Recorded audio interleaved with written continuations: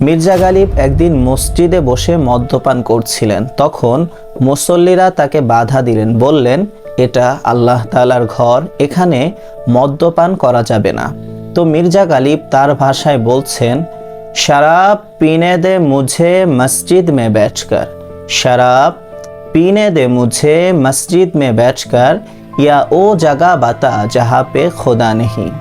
মানে মসজিদে বসে আমাকে মদ্যপান করতে দাও, অথবা এমন একটা জায়গার সন্ধান বলো যেখানে আল্লাহ তাআলা নেই।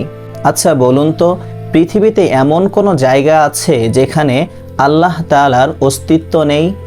মির্জা গালিবের মৃত্যুর বহু বছর পর আল্লামা ইকবাল এই শেরের প্রতিউত্তর তার শের দিয়ে এভাবে দিলেন, মসজিদ খোদা কা ঘর है शराब पीने की जगह नहीं, मस्जिद खुदा का घर है शराब पीने की जगह नहीं, কাফের কে দিল মে যা ওহা পে খোদা নেহি।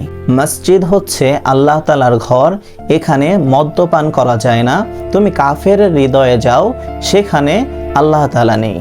আমরা জানি কাফেররা অবিশ্বাসী হয়, তাদের অন্তরে খোদা বা আল্লাহ তাআলার জায়গা থাকে না। যাই হোক, আল্লামা ইকবালের এই শেরের প্রতিউত্তর আহমদ ফারাজ এভাবে বলছেন, কাফের কে দিল সে আয়া হুঁ এ দেখকর, काफिर के दिल से आया हूँ ए देखकर, खुदा मौजूद है वहाँ पर उसे पता नहीं। আমি কাফেরের অন্তরে উকি দিয়ে আসলাম, সেখানেও খোদা আছেন, কিন্তু তারা বুঝতে পারে না। এরপর কবি ওসি এই শেরটির প্রতিউত্তর এভাবে দিলেন, খোদা তো মৌজুদ দুনিয়া মে হর জায়গা, খোদা তো মৌজুদ দুনিয়া মে হর জায়গা, তু জান্নাত মে যা উহা পিনা মানা নেহি। এই শেরটির অর্থ এমন, খোদা তো সব জায়গায় আছেন, তুমি জান্নাতে যাও, সেখানে মদ্যপানের কোনো বাধা নেই, সেখানে মদ্যপান করতে তোমাকে কেউ বাধা দিবে না। মদ্যপান আমাদের এই দুনিয়াতে হারাম হলেও জান্নাতে কিন্তু মদ্যপান করা যাবে। আমরা জানি এই হালাল হারামের মাসআলাগুলো শুধুমাত্র দুনিয়ার মধ্যেই সীমাবদ্ধ। সাখী নামের এক কবি বহু বছর পর লিখলেন, পিতা হুঁ গমে দুনিয়া ভুলানে কে লিয়ে সাকি, পিতা হুঁ গমে দুনিয়া ভুলানে কে লিয়ে সাকি, जन्नत में कौन सा गम है इसलिए उहा पीने में मजा नहीं।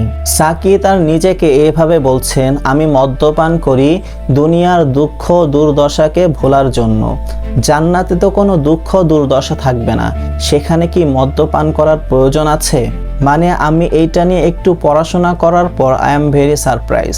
ব্যাপারটা এরকম, সে যে মির্জা গালিব থেকে শুরু হলো, তিনি মারা গেলেন, এরপর আল্লামা ইকবাল এই শেরের উত্তর দিলেন, এরপর আরেকজন দিলেন, এভাবে ধারাবাহিকভাবে চলতে থাকলো।